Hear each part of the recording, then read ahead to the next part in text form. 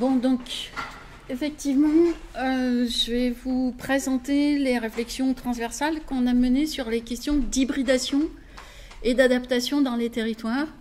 Donc, avec Marie Houdard, Virginie Barito, et puis Farah et Vanessa. Alors, notre question initiale, c'était est-ce que l'hybridation, qu'il va falloir définir, confère aux formes d'organisation agricole et alimentaire, avec la diversité des formes qu'on a pu déjà voir, est-ce que cette hybridation leur confère une capacité d'adaptation? Donc, classiquement, je vais d'abord expliciter un petit peu la question et puis vous proposer la grille d'analyse qu'on a construite et l'illustrer sur un des cas et vous donner les premiers éléments de résultats et les questions qui restent des fronts de recherche. Donc, d'abord sur cette relation entre hybridation et adaptation, on est d'abord parti d'un postulat que l'adaptation, ça conditionne la durabilité des systèmes. Donc ça veut dire que ce n'est pas la question de l'adaptation et de son impact sur la durabilité des systèmes qu'on va questionner, mais on va plutôt le prendre comme un postulat. Bon, ça a été beaucoup développé sur la durabilité des systèmes socio-écologiques à l'échelle des exploitations, enfin les différentes échelles aussi qui nous intéressent. Et dans des contextes de changement assez profonds dans les dynamiques, que ce soit en termes de changement climatique qui induisent pas mal d'impact sur la production ou sur l'alimentation, les questions de transition paysagère et puis bien sûr les nouvelles attentes de la société des consommateurs. Donc face à ces changements profonds, on imagine que pour être durable, les systèmes ont besoin de s'adapter. Et en fait, nous, on va se centrer sur cette question de l'hybridation. Est-ce que l'hybridation des différents modèles confère aux formes d'organisation agricole et alimentaire une capacité d'adaptation au changement dans les territoires? Et on va prendre cette hypothèse. Et du coup, se poser un certain nombre de questions. D'abord, qu'est-ce que c'est que ces formes d'organisation hybride? Comment est-ce qu'on peut les définir? Qu'est-ce qu'elles présentent comme mode d'adaptation? Et de quelle manière elles contribuent au développement territorial? Alors, classiquement, comme dans les précédents exposés, on s'appuyait sur un certain nombre d'études de cas, dont celui sur la démarche qualité Carrefour dont on a déjà parlé que je vais utiliser pour illustrer la réflexion. Le travail aussi au Brésil autour d'une communauté traditionnelle mais qui a su à la fois valoriser les savoir-faire traditionnels et s'inscrire dans des processus innovants de mise en marché. On avait aussi un regard croisé justement entre ces communautés traditionnelles au Brésil et puis le phénomène de transhumance en France et en particulier dans les Pyrénées et de voir un peu les modalités de réinvention d'une certaine résistance.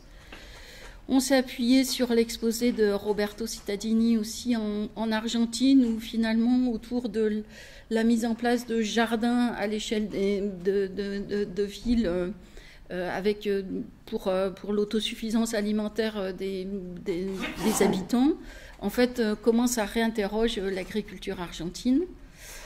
Un travail aussi de Rosalia Filippini dans la zone urbaine de Pise sur les hybridations dans les réseaux de commercialisation pour la production locale et la distribution locale des productions. Et puis, on a fait référence aussi à la conférence invitée de Teresa Pinto Correia qui nous a montré au Portugal qu'il y avait aussi des hybridations et des intégrations de nouveaux arrivants et des hybridations entre la petite agriculture traditionnelle et des nouveaux venus de la ville et que ça s'intégrait dans les dynamiques paysagères en cours. Alors, la grille d'analyse qu'on vous a proposée, qu'on a construite, elle est en 4 étapes et je pense que La première étape, c'est d'abord de préciser de quel niveau d'organisation on parle.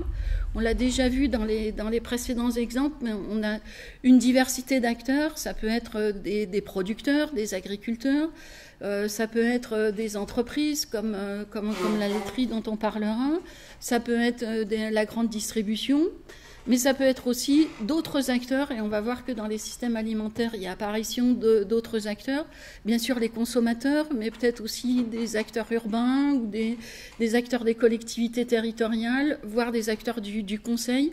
Et il y a un certain nombre d'articulations qui vont se faire de combinaisons, ce qui repose sur ces acteurs ou sur des réseaux d'acteurs, comme par exemple un groupe professionnel local ou un réseau de CUMA, et qui vont interagir à l'échelle éventuellement de filières ou de territoires. Et donc ça nous paraissait important d'analyser, mais de manière conjointe. C'est pas seulement s'intéresser à un acteur ou une laiterie, un transformateur, mais bien de regarder ces différents niveaux d'organisation. Donc sur l'exemple de la filière engagement qualité Carrefour dont on a déjà parlé, on va voir que ça s'articule autour d'un groupe d'éleveurs, une vingtaine d'éleveurs, une laiterie qui a une assise locale et une enseigne de la grande distribution. Et tout ça va permettre de construire une certaine filière qui est une filière qualité qui est basée sur le tout foin. Donc en termes de production des surfaces en herbe, et qui s'inscrit effectivement dans un territoire où les surfaces en herbe sont importantes, qu'il y a des savoir-faire traditionnels autour de cette production, mais aussi de la transformation du lait cru, et qu'on a aussi des zones d'appellation d'origine et une laiterie PME. Alors la deuxième question qu'on se pose dans la crise, c'est finalement à ces différents niveaux d'organisation, peut-on caractériser les organisations hybrides entre différents modèles, et par exemple entre un modèle industriel et un modèle plus traditionnel? Mais peut-être que c'est pas une dichotomie entre modèle conventionnel et modèle alternatif, qu'il peut aussi y avoir d'autres types d'hybridation avec, bon, pour l'instant j'ai mis modèle autre, mais pour donner à voir que c'est pas la dichotomie totale. Et que ce qui était aussi important à regarder, c'était qu'il y avait des formes d'hybridation qui pouvaient s'organiser aux différentes échelles, et qu'il était important de regarder ces différents éléments. Donc, comme exemple, juste un exemple pour chacun des acteurs qui sont impliqués dans la filière engagement Carrefour. Bon, par exemple, à l'échelle des éleveurs, il y a des combinaisons entre des pratiques de production plutôt qu'on va qualifier de traditionnelles, avec des pratiques extensives, valorisation de la ressource herbagère, peut-être certains qui font du bio, en tout cas sans ensilage. Et puis finalement, un mode de commercialisation en type plus industriel, circuit long, parce qu'ils vont travailler avec la laiterie. Donc à l'échelle de la laiterie, c'est une laiterie qui est plutôt qui est ancrée territorialement, donc avec une dimension plus de modèle plus traditionnel, mais qui s'inscrit aussi dans un grand groupe, et qui met en relation avec la grande distribution qui, elle, est complètement aterritoriale, mais qui a quand même une dimension de stratégie de renforcement du lien entre produit et territoire, et donc aussi des stratégies de territorialisation. Donc on voit que pour les trois grands types d'acteurs qui sont concernés, il y a des combinaisons entre des modèles qui sont un peu différents, et qui finalement permettent d'organiser une filière qui va aussi combiner des formes assez classiques, plutôt du modèle industriel par des contrats, des primes, etc., mais aussi des formes de relations, d'ancienneté et de confiance entre les différents acteurs. Donc voilà, ces hybridations, elles Elle s'exprime à ces différents niveaux d'organisation et toujours avec des combinaisons peut-être un peu complexes entre différents modèles. Troisième étape dans la grille, finalement, pour chacun des acteurs et à chacun des niveaux d'organisation, quelles sont les modalités d'adaptation? Qu'est-ce que ça confère comme capacité d'adaptation aux différents niveaux? Sur l'exemple de la filière engagement qualité Carrefour, par exemple, au niveau des éleveurs, c'est vrai que ça permet d'adapter des pratiques pour une meilleure valorisation du produit et du coup pour une sécurisation de l'exploitation, le maintien d'exploitation dans le territoire. Pour la laiterie, c'est une adaptation de la stratégie de diversification des débouchés pour sécuriser l'approvisionnement de la laiterie, mais aussi pour maintenir l'entreprise dans le territoire.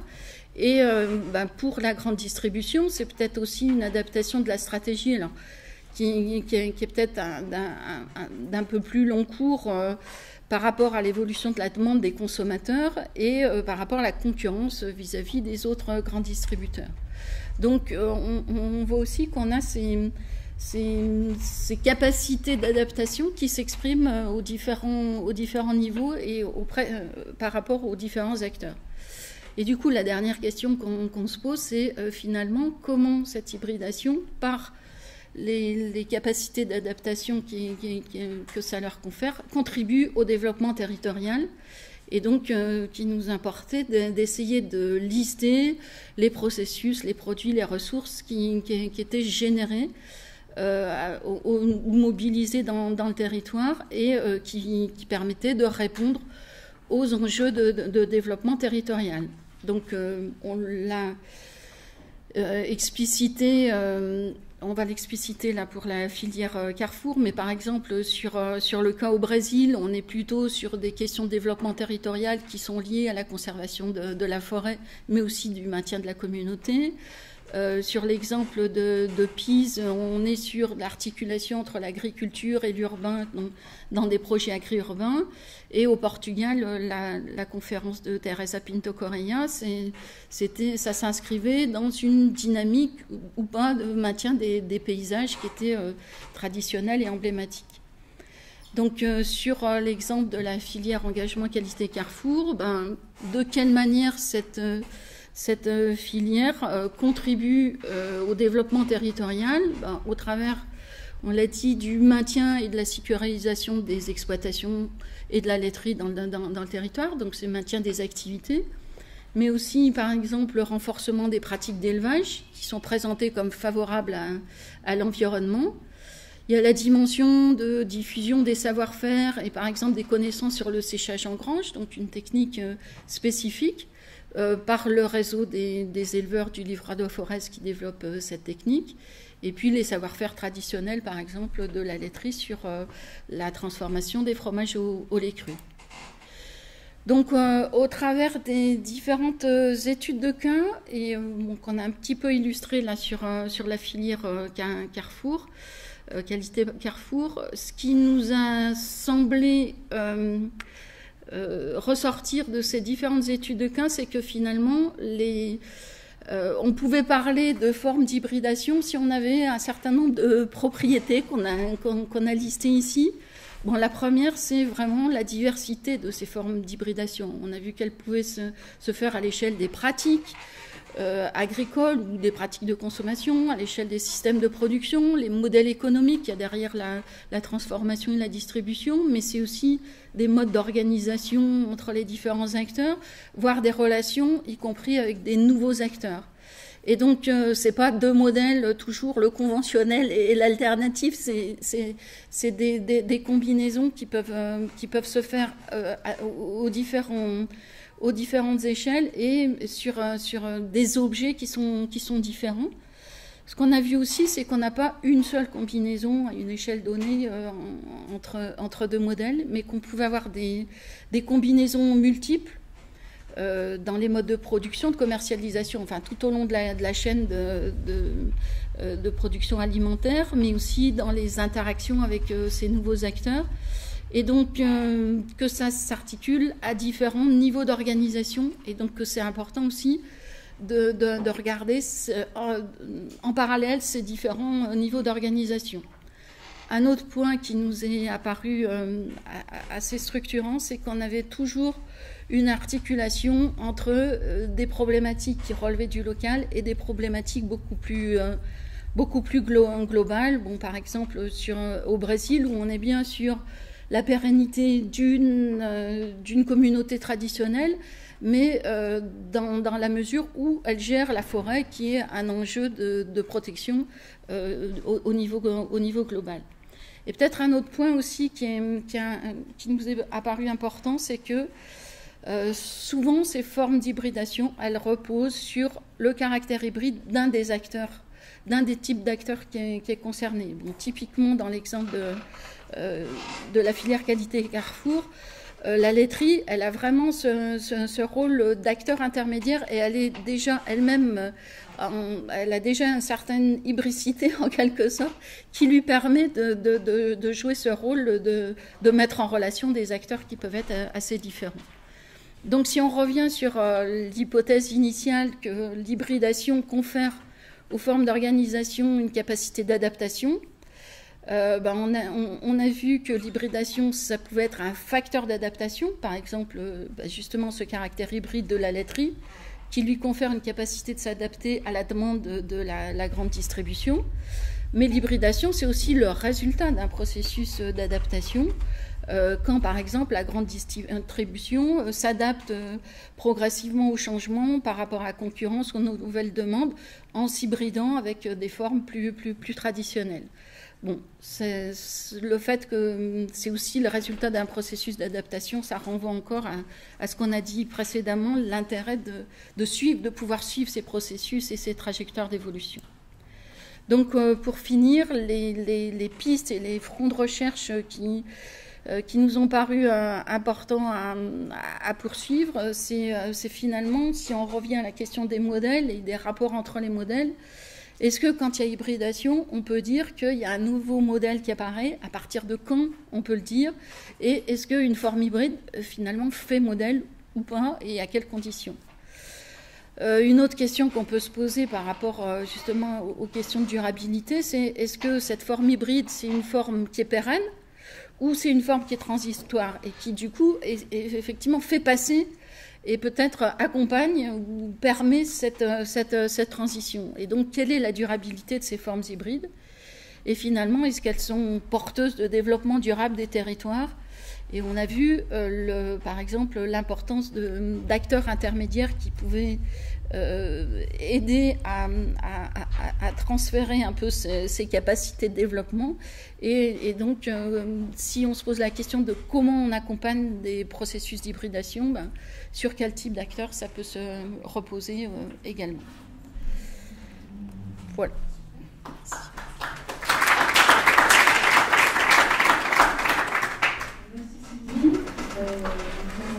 Un moment d'échange, un moment de précision, de questions, de commentaires.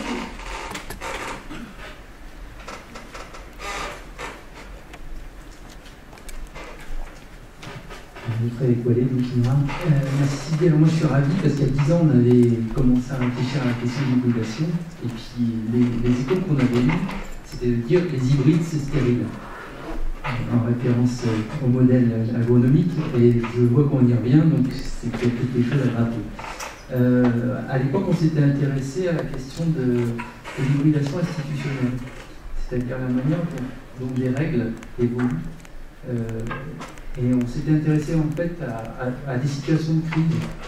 Et un des résultats qu'on avait vu émerger, c'est que quand on a deux modèles qui s'hybrident, quand on a deux systèmes de règles qui s'hybrident, le fait que l'un d'entre eux soit en crise, ça facilite en fait l'hybridation. Sinon, on a des effets de blocage, de blocking, d'opposition des modèles qui ne facilitent pas la convergence et la porosité entre ces modèles. Mais c'est pas là-dessus que je voulais poser une question. Je voulais poser une question sur l'aspect cohérence institutionnelle. C'est-à-dire comment ces processus cette hybridation font écho à des environnements plus globaux de règles et comment interagit ce processus d'hybridation par rapport à des environnements institutionnels qui soient plus ou moins cohérents et plus ou moins favorables à cette hybridation. Bon, j'ai un peu du mal à répondre parce qu'avec les exemples qu'on a étudiés, on n'abordait pas toute la chaîne jusqu'à la cohérence institutionnelle. Je pense que ce qu'on a voulu montrer et ce qu'on a vu, c'est effectivement qu'il y a des foisonnements, qu'il y a des émergences et que petit à petit, il y a des choses qui sont en train de prendre forme. Mais effectivement, qu'il ne suffit pas qu'on utilise quelques pratiques agroécologiques ou qu'il y ait quelque part un grand distributeur qui va faire ce que faisaient plutôt les petites laiteries locales, etc. Et je pense que la cohérence institutionnelle, elle passe aussi au travers des acteurs des politiques locales, des acteurs peut-être aussi du conseil et d'accompagnement. Et ça, on l'a pas très bien regardé parce qu'à partir des études de cas, on n'avait jamais la globalité. C'est pour ça que j'ai beaucoup insisté au début pour dire il y a plusieurs niveaux d'organisation. Il faut qu'on arrive à regarder aux différents niveaux d'organisation, mais on a encore plein de lacunes dans nos raisonnements. Simplement, je rebondirai un peu, je ne sais plus dans quel exposé, mais peut-être celui de Pierre, là, sur la conventionnalisation des processus d'innovation. Je pense que peut-être qu'il ne faut pas se poser trop vite la question de la cohérence institutionnelle. Peut-être qu'on est dans une étape où il est en train d'émerger un certain nombre de formes qui se cherchent et c'est peut-être faut peut-être laisser le temps que ça prenne de la consistance et de la cohérence, mais pas seulement de la cohérence institutionnelle, aussi de la cohérence culturelle, organisationnelle, etc. Et je pense que on retombe toujours sur cette question de, en fait, c'est un système, c'est un tout, et qu'il faudrait qu'on arrive à recomposer l'ensemble de ces composantes. Mais moi, je serais assez encline à pas chercher tout de suite la cohérence institutionnelle parce que j'ai peur que ça bloque un certain nombre de processus qui sont en émergence. Mais ça, c'est très personnel comme réponse. Je peux pas dire que ça s'appuie sur les études de cas. Merci Sylvie. Est-ce qu'il y a d'autres...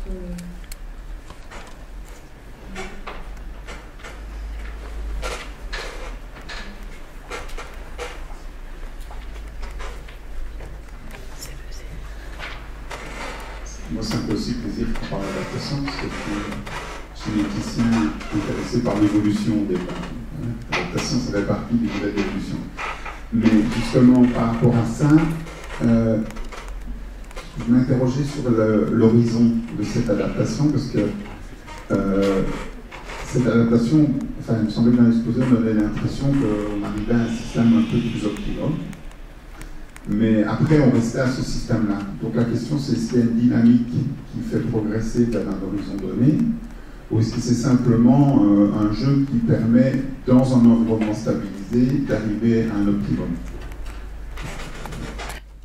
Alors, je ne pense pas qu'on soit du tout dans une perspective d'arriver à un optimum, mais on est un peu limité par le fait qu'on a regardé des choses en train de se faire et qu'on n'a pas justement la profondeur du processus et qu'on n'avait pas non plus explicitement énoncé un horizon. Enfin, en tout cas, les acteurs qu'on rencontre, ils ne les énoncent pas comme ça. Donc, on est effectivement en train de regarder une forme qui est en train de se construire.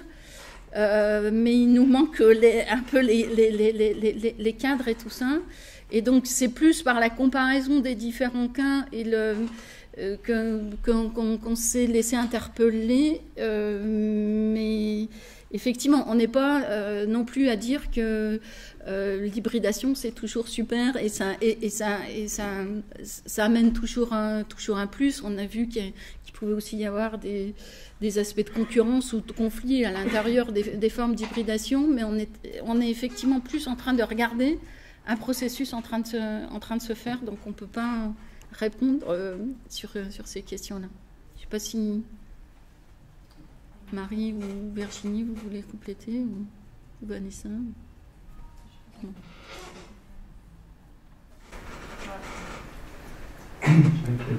Très rapidement, c'est peut-être moi qui ai loupé complètement quelque chose, mais j'étais parti de coexistence et du fait de relier coexistence et hybridation.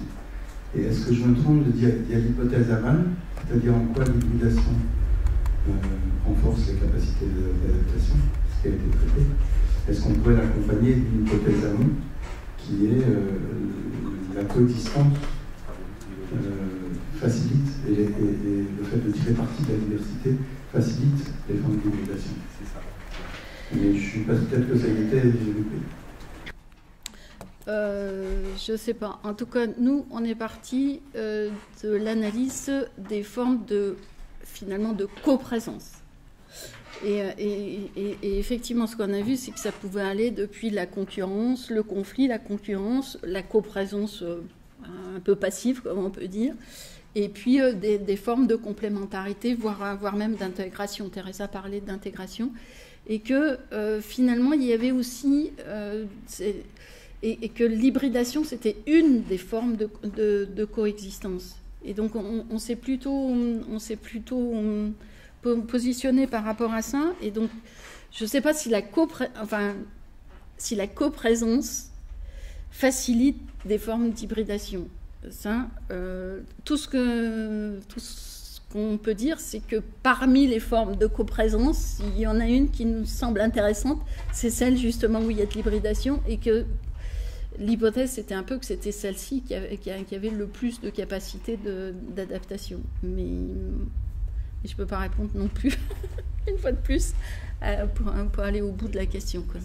Le collectif des chercheurs agritéris qui travaillent en Argentine utilise le terme de coprésence dans une perspective de coprésence extrêmement neutre, c'est-à-dire c'est justement une situation où il n'y aurait pas d'interaction. Alors là, on est dans une hybridation qui résulte bien d'une des interactions possibles.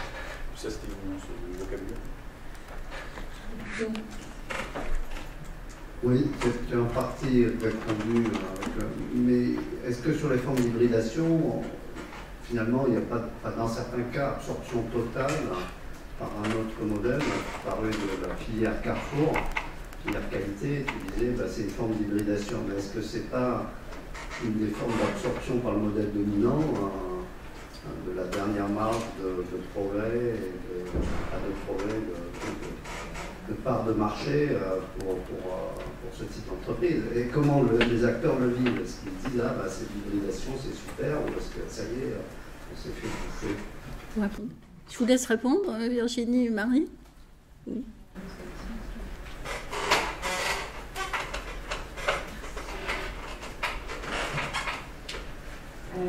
Oui, je crois qu'il y a plusieurs choses. La première, c'est que le Carrefour n'est pas le seul acteur du coup, dans cette filière, et les autres acteurs sont aussi partie prenante, prennent des décisions, et eux-mêmes ont un caractère hybride. C'est ce que montrait Sylvie dans l'analyse. Toute hybridation se joue à différents niveaux d'organisation. Alors à côté de ça, certes, il y a quand même le caractère dominant du grand distributeur, et oui, on pourrait, c'est une question qu'on continue de se poser. Est-ce que c'est pas une forme d'intégration du modèle minoritaire, je dirais. Mais je ne pense pas que ce soit comme ça que les éleveurs ne se sentent pas avalés par la grande distribution dans ce cas-là, je pense.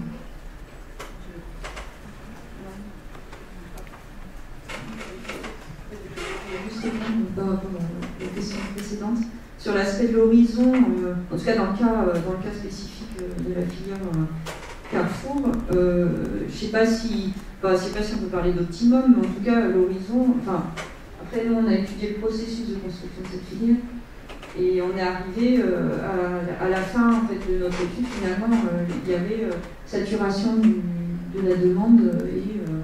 Alors après, je ne sais pas si c'était exactement le sens de la question, mais en tout cas, l'horizon, c'était de répondre au marché identifié par Carrefour et de développer la filière.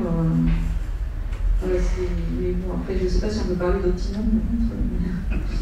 Et sur la question précédente, alors là aussi, hein, je ne sais pas si j'ai bien saisi la notion de cohérence institutionnelle, mais en tout cas, toujours dans le cadre de cette filière-là, on est quand même dans un environnement institutionnel particulier avec la suppression des quotas laitiers. Donc, du coup, ce type de filière, finalement, ça fait, le fait qu'il y ait une forme de contractualisation, etc., ça fait quand même écho au système qui se met en place actuellement, le système de la contractualisation.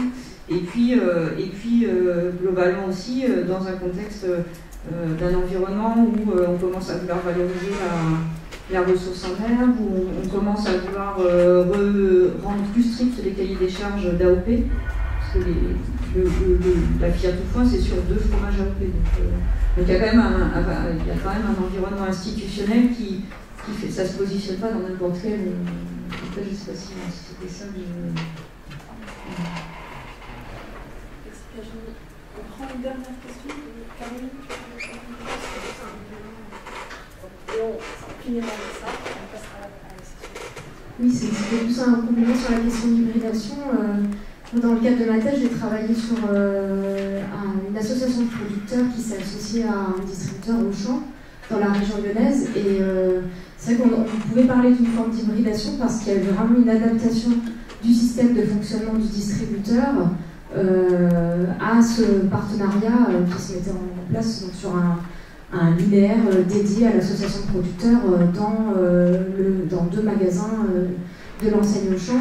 Et notamment, ça se traduisait par des formes de conflits entre les magasins et la centrale d'achat. Donc c'est-à-dire qu'il revenait quelque part sur le système des marges arrière qu'on a dans la grande distribution. Donc c'était quand même une forme d'hybridation au sens où leur système de fonctionnement c'est un peu à changer aussi pour intégrer ces acteurs-là.